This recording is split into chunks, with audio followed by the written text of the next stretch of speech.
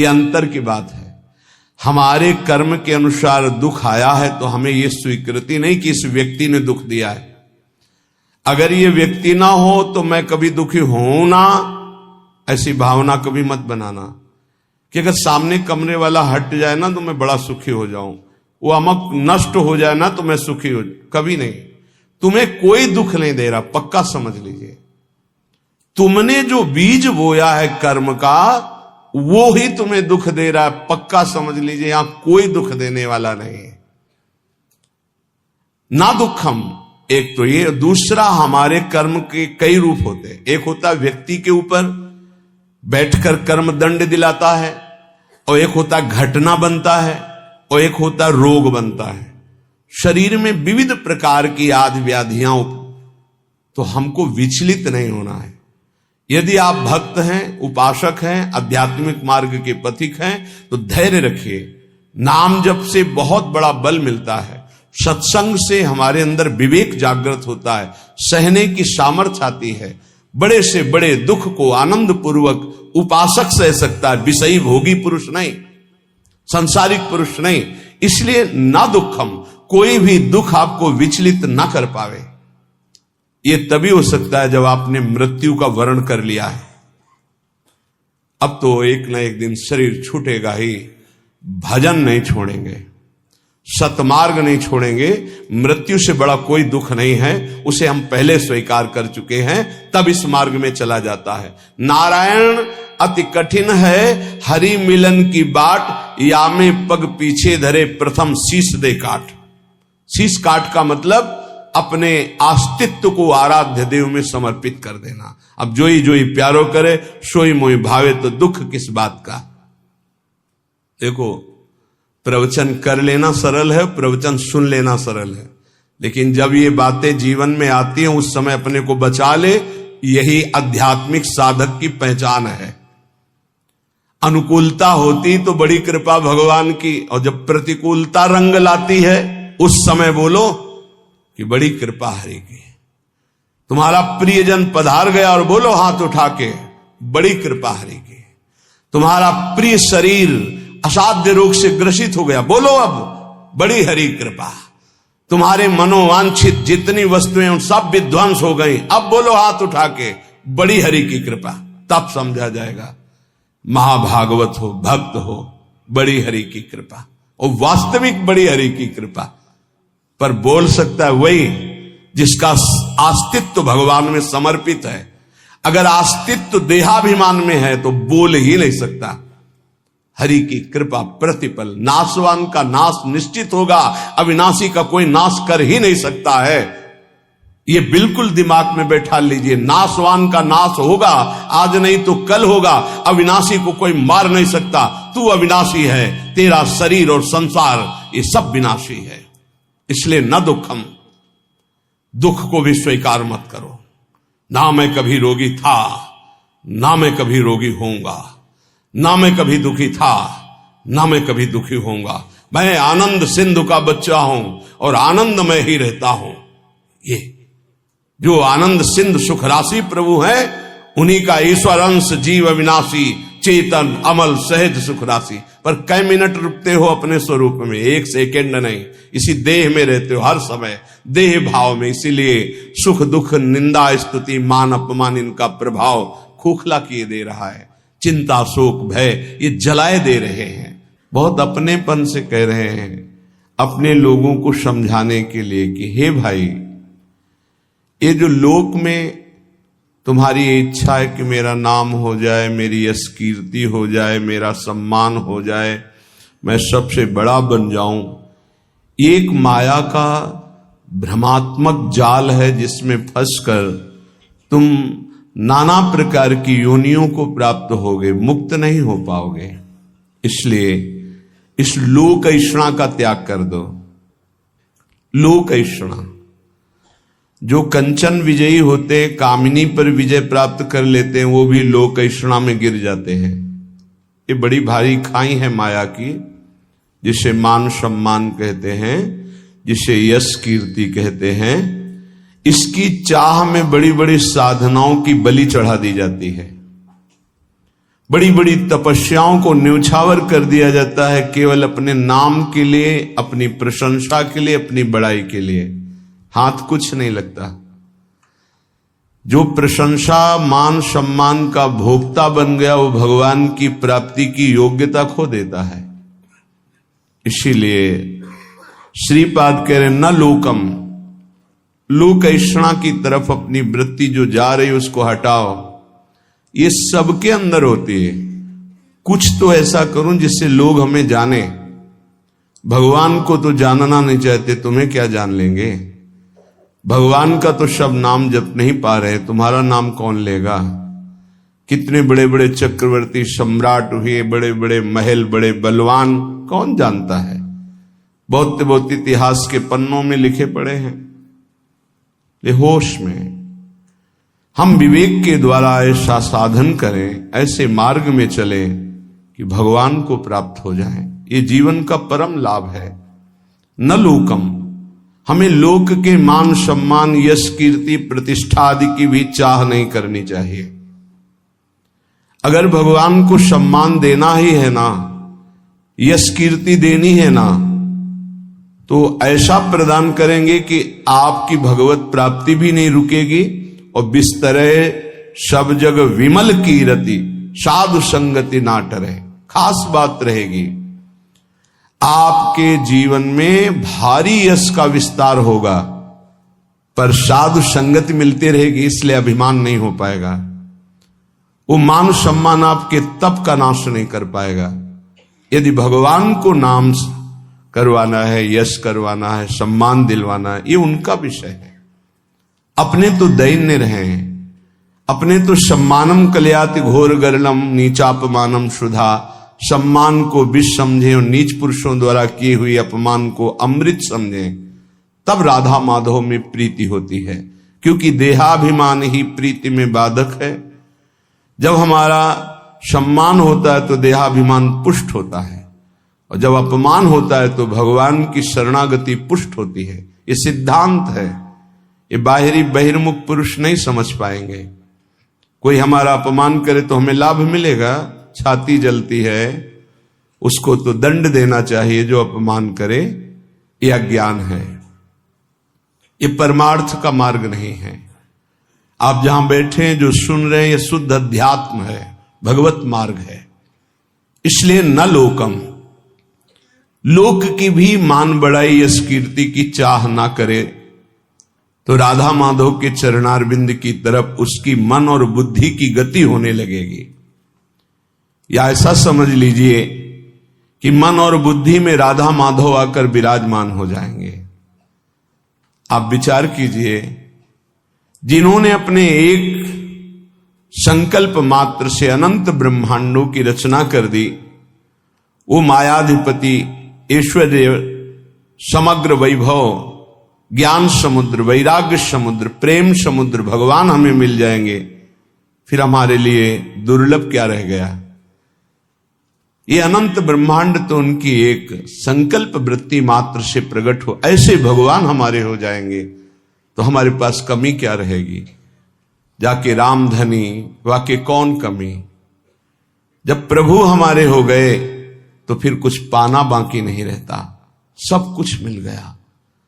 अभी अल्प बुद्धि होने के कारण ऐसा लगता है हमें इस भोग की आवश्यकता है। अगर लक्ष्मीपति भगवान स्वयं मिल जाए तो आवश्यकता ही खत्म हो जाएगी। स्थिति आ जाती, सकल कामनाहीन जे राम भगति रस लीन, कोई कामना ही नहीं रह जाती।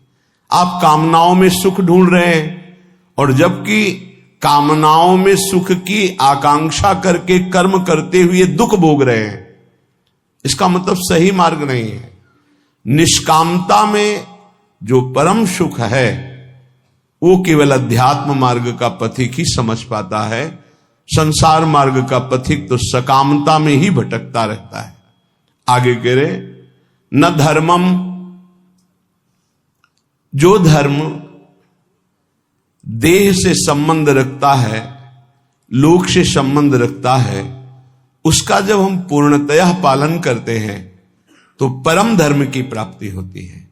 परम धर्म त्यज लोक धर्मान लोक धर्मों का त्याग करने पर परम धर्म की पूर्ति होती है।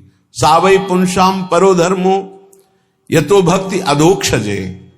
भगवान श्री हरि में प्रेम लक्षणा भक्ति हो जाना ये परम धर्म है, और लोक धर्म का ठीक निर्वाह करने का फल है परम धर्म, प्रभु के चरणों में भक्ति हो जाना। नहीं तो आपसे सच्ची कहते हैं, ये देहाभिमान बड़े बड़ों में झलकता रहता है। मैं अमुक, मैं अमुक, मैं अमुक, मैं अमुक, दूसरे की निंदा, अपने मुख से प्रशंसा, जो अध्यात्म के बिल्कुल विरुद्ध है, वो बना रहता है। बड़ा ज्ञान है शास्त्रों का, पर जब वाणी खुलेगी तो किसी न किसी की निंदा होते पाया गया। वो तो अमुक जाति के थे, वो अमुक अमुक ऐसे ऐसे। अरे जो सत्य वस्तु है उसको क्यों नहीं जाना जा रहा? एक ही सच्चिदानंद भगवान अपने स्वरूप का विस्तार किए हुए हैं, वही है, दूसरा कोई नहीं है। मत्ता परतरम नान्यत किंचिदस्ति धनंजय। गीता जी कह रहे हैं, भगवान श्री कृष्ण चंद्र जी के वचन हैं, मेरे सिवा हे अर्जुन किंचन मात्र कोई वस्तु नहीं। फिर किसकी निंदा की जा रही है? लोक धर्म की महत्ता है परम धर्म की प्राप्ति में। यदि लोक धर्म का पालन कर रहे हैं, परम धर्म की प्राप्ति नहीं हुई, तो सो सब धर्म करम जरि जाऊ, जहां न राम पद पंकज भाऊ। वो सब धर्म कर्म में आग लग जाए जिससे भगवान के चरणों में प्रीति न उत्पन्न हो पावे। क्या उस धर्म कर्म का जो प्रेम न प्रकाशित कर दिया? जिससे प्रेम प्रकाशित हो वही धर्म है। इसलिए कह रहे कि इस लोक धर्म में ज्यादा अर्झो मत। क्या लोक धर्म है? मैं अमुक जाति का हूं, मैं किसी का पति हूं, किसी का पुत्र हूं, किसी का पिता हूं, किसी का अमुक अमुक अमुक। ठीक है, इन धर्म का पालन करो भगवत भाव से और भागवत धर्म में स्थित हो जाओ, यही इसकी मानता है। अगर केवल इतना ही करते रहे प्रभु के चरणों में प्रीति नहीं, तो विश्वास कीजिए आपके हाथ में जो सत्य वस्तु प्राप्त करने के लिए मानव देह लगी थी, कुछ नहीं लगेगा। ये बहुत बार पति पुत्र परिवार ये सब खेल लाखों करोड़ों बार हो चुके हैं। हाथ आज क्या लगा है आपके? फिर वही नई सृष्टि, नया पढ़ाई, नई नौकरी, नई बैंक बैलेंस, फिर मरो फिर नया वही। कब तक चलता रहेगा? इसलिए न धर्मम, हम ऐसे धर्म को बराबर जीवन में पालन करें जिससे परम धर्म प्रकट हो। वो धर्म किस काम का जो परम धर्म से वंचित कर दे। इसलिए पति में भगवत भावना, पत्नी में भगवत भावना, पुत्र में भगवत भावना, माता पिता में भगवत भावना, अब ये आपको भागवत धर्म में स्थित कर देगा। मोह से तो सब कोई अपने परिवार में आसक्त है, भगवत भाव से तब बात बनती है। श्रीपाद कह रहे न गे हम, घर में विशेष आसक्ति मत करो। घर में श्री ठाकुर जी विराजमान कर लो, घर को ठाकुर जी का महल समझो, आप अपने को सेवक समझो, परिवार वालों को ठाकुर जी के जन समझो। नाथ सकल संपदा तुम्हारी, मैं सेवक समेत सुत नारी। तुम्हारा घर ही तीर्थ हो गया, तुम्हारा घर ही भगवान का मंदिर बन गया। जो रसोई में बने सबसे पहले ठाकुर जी को अर्पित करो। देखो तुम्हारा जीवन कितना उन्नति में, कितना शांत, कितना सुखद जीवन हो जाएगा। पापाचरण ही अशांति दुख क्लेश देते हैं, धर्माचरण ही सुख शांति देता है। कभी कभी भ्रम हो जाता है, धर्माचरण करने वाले में बड़ी दुख विपत्ति देखी जाती है और पापाचरण करने वाले में बड़ी उन्नति देखी जाती है। तो इसका आंतरिक रहस्य है कि अभी ये धर्माचरण कर रहा है, पीछे उसने जो पापाचरण किए हैं उनका फल लागू हो चुका है उसके ऊपर, इसलिए धर्माचरण करते हुए वो दुख भोग रहा है। और जहां दुख पापाचरण द्वारा प्रदत्त खत्म हुआ और इसके धर्म का प्रभाव आएगा, ये चमक उठेगा, इसका जीवन आनंदमय हो जाएगा। और जो पापाचरण करके उन्नति को दिखाई दे रहा है, उसका पुण्य फल लागू हो चुका है। जहां पुण्य नष्ट हुआ और वर्तमान का पाप और भूत का पाप दोनों जुड़ेंगे तो ये नष्ट हो जाएगा। इस रहस्य को समझें। इसको ऐसा ना माने कि पापात्मा जन बड़ी उन्नति को प्राप्त होते हैं, पुण्यात्मा जन दुख को भोगते हैं। ऐसा सिद्धांत नहीं है। उसके रहस्य को ना जानने के कारण अज्ञानी जन ऐसा कहते हैं। श्रीपाद कह रहे गृह में भी आसक्ति मत हो। क्यों? घर में आसक्ति अगर कर लोगे, ऐसी आसक्ति सुनी जाती, अरे हमने इतनी मेहनत करके घर बनाया, अब तो एक एक दीवाल की ईंट में हमारी आसक्ति है, तो छिपकली बनकर उसी में आओगे, उसी घर में रेंगोगे। अरे भाई, जब ये घर अपना नहीं है, पांच भौतिक, ये छूट जाता है, इसको आग लगा दी जाती है, तो और कौन सा घर अपने साथ चलेगा। इसलिए जैसे हम रह रहे हैं, घर ठाकुर जी का है, सेवक हैं, अपना समय व्यतीत कर रहे हैं, भगवत प्राप्ति के लिए मानव देह मिला है तो धर्म पूर्वक आचरण करते हैं, नाम जप करते हैं, धर्म पूर्वक धन कमाते हैं, परिवार रूपी भगवान की सेवा करते हैं, घर में भगवान विराजमान, मकान भगवान का। जैसे भक्तजन अपने मकान का नाम प्रिया कुंज, श्यामा कुंज, ये प्रियाजू का कुंज है, ये श्यामाजू का है, हम तो सेवक हैं। तो घर की अहम वृत्ति, मम वृत्ति का नाश हो गया। एक एक बात को समझ जाओगे तो भगवत प्राप्ति बहुत सरल हो जाएगी। न लोकम, न धर्मम, न गेहम और न देहम। ये शरीर जिसको हम इतना प्यार करते हैं कि मैं मानते हैं, ये केवल क्लेश ही क्लेश दे रहा है। यदि भजन ना हुआ तो इसका कोई महत्व नहीं। कहां गई हमारी वो बाल्यावस्था, कहां गई हमारी यौवन अवस्था। नाना प्रकार से इसको दुलार किया, इसको प्यार किया, इसको मैं माना, और ये दुख ही दुख दे रहा है, प्रतिक्षण क्षीण हो रहा है। ये नष्ट हो जाएगा। आज दिखाई दे रहा है चलता फिरता बोलता, कल इसका अस्तित्व ही नहीं रहेगा, मिट्टी में मिल जाएगा। इसलिए इस देह का अभिमान मत करो। ये देह तुम्हारा अविनाशी नहीं है, कुछ समय का है। बहुत होश में, बहुत होश में। इससे पाप मत करो, किसी को दुख मत दो, मनमानी आचरण मत करो, शरीर पोषण के लिए अन्य जीवों की हत्या करके मांस मत खाओ, प्रमाद स्थिति पागलपन बढ़ाने के लिए शराब मत पियो। ये वो बुद्धि भ्रष्ट कर देती है जो नरक ले जाती है। पराई माता बहनों की तरफ गंदी दृष्टि, पापात्मा का भाव मत करो। ये मनुष्य देह केवल पवित्र आचरण करके, धर्माचरण करके भगवत प्राप्ति के लिए मिला है सबको। इसमें ऐसा नहीं कि अमुक प्राप्ति नहीं कर सकता, नहीं।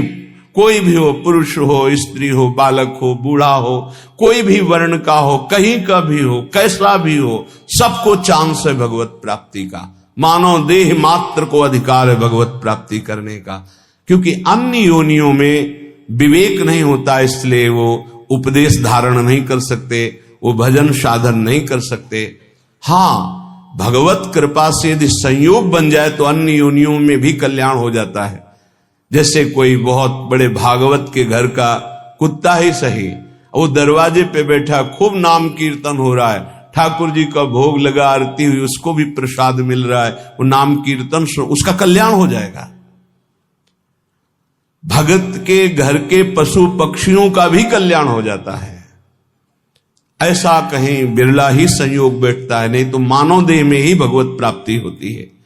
तो कह रहे ये देह भगवत प्राप्ति के लिए इसका अभिमान करके गलत आचरणों में समय बर्बाद मत करो। जब आपके अंदर करने की शक्ति तो अच्छा करो, बोलने की शक्ति तो अच्छा बोलो, देखने की शक्ति तो अच्छा देखो। बुरा क्यों करते हो?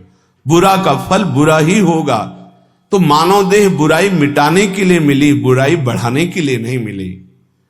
बहुत अपने लोग अपनी महिमा को नहीं समझ पा रहे हैं, दूसरों से आशीर्वाद मांगते घूमते हैं। किसी का आशीर्वाद क्या करेगा यदि हम अपने आचरणों को ना सुधारें, हम अपने को प्रभु के भजन में ना लगाएं, हम शास्त्र आज्ञा से ना चले, तो दूसरे का आशीर्वाद लागू ही नहीं होगा, लागू ही नहीं होगा। आप हमारी बात को पकड़िए। और यदि आप धर्म से चल रहे हैं, नाम जप कर रहे हैं, पवित्र जीवन है, तो किसी से आशीर्वाद मत मांगो, सबका आशीर्वाद मिल जाएगा। विश्वास कीजिए, सुर नर मुनि प्रसन्नता ऊपर, सोई विजयी विनयी गुण सागर, तासु सूजस त्रैलोक उजागर। जितने सुर नर मुनि सब उस पर कृपा करेंगे जो धर्म से चलता है, जो भगवान नाम जप करता है। अगर धर्माचरण का त्याग कर दिया जाए, अपवित्र पापाचरण किया जाए, तो कोई नहीं बचा सकता। रावण ने किसकी आराधना नहीं की? विचार करके देखिए, बड़ा विद्वान था, भगवान शंकर की खूब आराधना की, बड़े उच्च कोटि की आराधना की, लेकिन आचरण सही नहीं थे। तो क्या नहीं मिला उसको भगवान शंकर की कृपा से? लेकिन सर्वस्व नाश हो गया, रहा न को कुल रोव निहारा, आचरणहीन हो गया, धर्म भ्रष्ट हो गया, मनमानी आचरण। इसीलिए श्रीपाद कह रहे हैं कि आप अपने शरीर का अभिमान करके आचरण भ्रष्ट मत हो जाइए, आचरणों को सुधारिए। तुम्हारा शरीर अविनाशी नहीं है, एक सीमित समय के लिए आया हुआ है, ये दिमाग में बैठा लीजिए। इसको जाना है, इसको छोड़ना है, शरीर को नष्ट होना है, आज नहीं तो कल। इसलिए ऐसे आचरण कर लो कि तुम्हारी उन्नति हो जाए, तुम दुर्गति से बच जाओ, तुम्हारा पुनः जन्म अन्य योनियों में ना होकर भगवान के धाम में दिव्य रूप से निरंतर अनंत काल तक के लिए सुख भोगो। श्रीपाद कह रहे, न निंदाम, किसी की निंदा मत करो, क्योंकि दूसरे की निंदा करने से उसके पाप अपने ऊपर आ जाते हैं। क्यों बेमतलब में पाप की पोटरी बांध रहे हो? पर निंदा के किए ते आवत नहीं कछु हाथ, मूर्ख पर्वत पाप को ले चल अपने साथ। दूसरे की निंदा करने से अपने को मिलता कुछ नहीं है, उसका पाप हमारे ऊपर आ जाता है। बेमतलब पाप की पोटरी, दुख का कारण आप बना रहे हैं। दूसरे की निंदा करने से आप उसको नीचा दिखा पाएंगे क्या? नहीं। अगर वो नीच है तो खुद नष्ट हो जाएगा, अपना उसका कर्म ही उसको नष्ट कर देगा। किसी को कोई नष्ट नहीं कर सकता, उसका कर्म नष्ट करता है। को ना काहू के सुख दुख कर दाता, निज कृत कर्म भोग सुनु भ्राता। हे भाई, यहां कोई किसी को सुख दुख नहीं देता, अपना कर्म ही दूसरे की खोपड़ी में बैठकर जबरदस्ती हमारा मंगल करवा देगा। हमारा कर्म, हम क्यों किसी की निंदा करके अपने पापों को बढ़ाएं? इसलिए ना निंदा, मना कर, किसी की भी निंदा मत करो। और कह रहे ना स्तुतिम, किसी की स्तुति भी मत करो, प्रशंसा। क्यों? क्योंकि किसी व्यक्ति के गुण से प्रभावित होना संसारिकता है। गुणमानी संसार, सेवकवाणी, गुणमानी संसार और सकल गुण प्रीत बिन। अगर कोई बहुत अच्छा आचरण कर रहा है, भगवान की कृपा है, उसमें भगवान की शक्ति विराजमान, हम उसको नमस्कार करते हैं, व्यक्ति को नहीं। हम व्यक्ति की प्रशंसा नहीं करते, हम प्रभु की प्रशंसा करते हैं। प्रभु ने इसे योग्य बना दिया, बस। अगर किसी व्यक्ति से हम प्रभावित होते हैं तो प्रभु से प्रभावित होने वाला महत्व अंदर जो बैठना चाहिए कि सर्वलोक महेश्वर भगवान हमारे स्वामी हैं, यह हट जाएगा। हमें भगवत भाव की प्रशंसा करनी, ना कि किसी व्यक्ति के पद की, गुण की नहीं। सर्वलोक महेश्वर भगवान कृपा किए हैं, उसको ये सामर्थ्य दिए हैं, जितने अंश में सामर्थ्य दिए हैं उतना वो प्रभावशाली है। पर हम व्यक्ति की नहीं, हम भगवान की तरफ देखते हैं। भक्त का लक्षण होता है वो भगवान की तरफ देखता है, व्यक्ति की तरफ नहीं। तो हमारी कोई बहुत बड़ाई कर दे, भलाई कर दे, कोई वस्तु दे दे, कोई मनोनुकूल कार्य कर दे, तो हम श्री भगवान की तरफ देखते हैं, प्रियाजू की तरफ देखते हैं, उस व्यक्ति की तरफ नहीं देखते कि धन्यवाद आपने, ये संसारिकता है, आपने बहुत बड़ा काम कर दिया, धन्यवाद। नहीं, जय हो प्रियाजू की, इसको निमित्त बनाकर प्रियाजू ने कार्य करा। हमारी आसक्ति प्रियाजू में, किसी व्यक्ति में नहीं। जीवन में यह सिद्धांत समझ लीजिए, यदि व्यक्ति से आसक्त होंगे तो इष्ट का भरोसा छूट जाएगा। फायदा क्या हुआ? कोई भी कितना हित करे, कितना भी हमारा मंगल करे, हम धन्यवाद नहीं देंगे, हम जय बोलेंगे, हमारे प्रियालाल की जय हो, उन्होंने इसे निमित्त बनाकर कराया है, जय हो प्रियालाल। हम उस भगवत स्वरूप को प्रणाम करते हैं, व्यक्ति नहीं, गुण नहीं, ये प्रियालाल की कृपा। देखो गोस्वामी जी से कह रहे हैं, तात सुनहु माया कृत गुण अरु दोष अनेक, गुण या उभय न देखई, देखी सो अविवेक, गुण या उभय न देखई। भागवतिक गुण है, न किसी के दोष, न किसी के गुण, न किसी की निंदा, न किसी की स्तुति। सबसे बड़ा भागवतिक गुण है सब में भगवान को देखना। इस रूप में भगवान आ गए, इससे बड़ा सम्मान क्या होगा सामने वाले का? साक्षात हम भगवान मान रहे हैं, इस रूप में भगवान, व्यक्ति नहीं, व्यक्ति रूप में हम स्तुति नहीं करेंगे, भगवत भाव से मेरे प्रभु इसे निमित्त बनाकर आए, या मेरे प्रभु इस रूप में आए।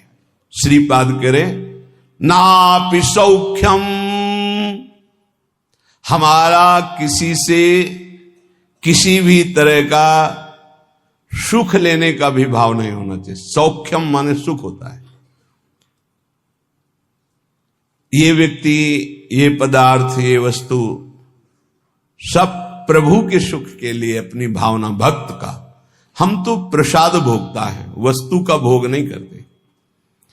किसी व्यक्ति से सुख लेने की भावना रहेगी तो स्वार्थ बुद्धि रहेगी, स्वार्थ बुद्धि रहेगी तो अज्ञान रहेगा, अज्ञान रहेगा तो गलती हो ही जाएगी, पापाचरण हो ही जाएगा। जितने पाप होते हैं सुख बुद्धि लेने की भावना जिनकी जितनी बढ़ गई उनसे हो रहे हैं, हम हो या आप हो। पाप तभी होते हैं जब सुख लेने की भावना बढ़ जाती है, इतना राक्षसी भाव आ जाता है कि वो निंदनीय हो जाता है। देखो ना, काम भोग की लालसा हुई तो राक्षस पैदा हो गया उसकी बुद्धि में, क्या क्या कर डाला। देखो ना, क्रोध भाव पैदा हो गया तो राक्षस पैदा हो गया, क्या क्या कर डाला। देख लो ये विकार कैसे हैं। किसी से भी सुख लेने की आकांक्षा में ही ये दोष पैदा होते हैं। उपासक वही है जो सुख देवे को चाहो। हमारे हृदय में दूसरों को सुख देना भगवत भाव से। संसारी और उपासना के मार्ग में चलने वाले पथिक में बड़ा अंतर है। संसारी हर व्यक्ति से मिलेगा तो सुख लेने की भावना से मिलेगा, परमार्थिक पथिक से जो मिलेगा वो सुख देने की भावना रखेगा। सुख देवे को चावचित, सब सोहित निष्काम, या सुधर्म हरिवंश को नाम गिरा विश्राम। इसीलिए महात्मा कहा जाता है, महान आत्मा। क्यों? क्योंकि दूसरों को सुख देने की भावना है। सुख लेने की भावना दुरात्मा बना देती है। इसलिए कह रहे न सौख्यम, किसी से सुख लेने की भावना मत रखो। हम जहां फंसे हैं सुख लेने में फंसे हैं। हमसे जब गलती हुई तो सुख लेने में गलती हुई है। हमारी जब दुर्गति का कारण बना है तो सुख लेने का हुआ है। जहां बंधन हुआ है सुख लेने से हुआ है। और न दुखम, बहुत सुंदर सिद्धांत का वर्णन है।